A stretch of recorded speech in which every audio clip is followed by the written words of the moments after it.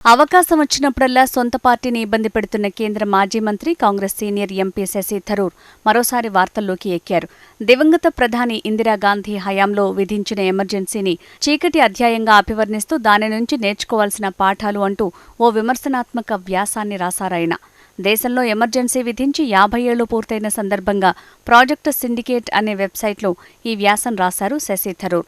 Emergency భారత ఆత్మను గాయపరిచిందని వ్యాఖ్యానించారు. మితిమీరిన మాజీ ప్రధాని ఇందిరాగాంధీ చర్యల వల్లే 1977 ఎన్నికల్లో ప్రజలు కాంగ్రెస్ పార్టీని తిరస్కరించారని విమర్శించారు శశి. ఎమర్జెన్సీ కాలంలో స్వేచ్ఛను హరించారు, ప్రజాస్వామ్యాన్ని అణిచివేసే ప్రయత్నం చేశారు. ఎమర్జెన్సీలో క్రమశిక్షణ పేరిట చేపట్టిన చర్యలు సమర్థించలేని క్రూరత్వానికి దారితీశాయని రాసుకొచ్చారు. ఎమర్జెన్సీ హయాంలో 21 నెలల పాటు పౌర హక్కులను హరించివేశారని ఆరోపించారు శశి థరూర్. సంజయ్ గాంధీ నేతృత్వంలో బలవంతపు వాసెక్టమీ కార్యక్రమాలు పేద ప్రాంతాల్లో అమలయ్యాయి. ఢిల్లీలోని స్లమ్ ప్రాంతాలు కూల్చివేయబడ్డాయి. వేలాది మంది నిరాశ్రయులయ్యారు. న్యాయ వ్యవస్థ ఒత్తిడికి లోనై హేబియస్ కార్పస్ హక్కుని కూడా నిలిపివేసింది. ఈ చర్యలు అత్యధిక అధికారాన్ని ఎలా దుర్వినియోగం చేయొచ్చో చూపించాయి. ఫలితంగా ప్రజలు 1977 ఎన్నికల్లో ఇందిరాగాంధీని తిరస్కరించి ప్రజాస్వామ్యాన్ని తిరిగి స్థాపించారు అని తన వ్యాసంలో థరూర్ పేర్కొన్నారు.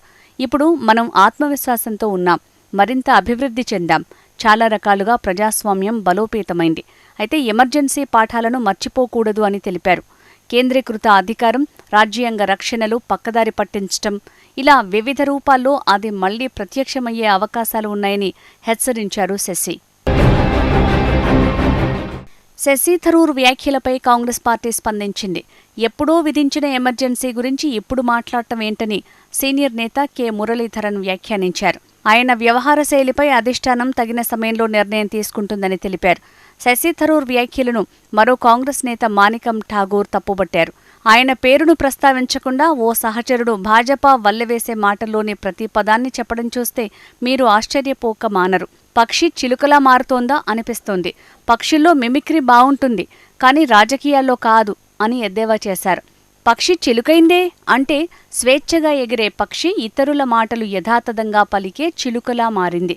పక్షులు చిలుకల్ని అనుకరిస్తే అందంగా ఉండొచ్చేమో కానీ రాజకీయాల్లో అది సాధ్యం కాదంటూ వ్యంగ్యాస్త్రాలు సంధించారు. కాగా శశి థరూర్ గతంలో కూడా కాంగ్రెస్ నాయకత్వాన్ని విమర్శిస్తూ పలు కామెంట్లు చేశారు. రెక్కలు నీవి, ఎగిరేందుకు ఎవరి అనుమతి అక్కర్లేదు, ఆకాశం ఏ ఒక్కరిది కాదని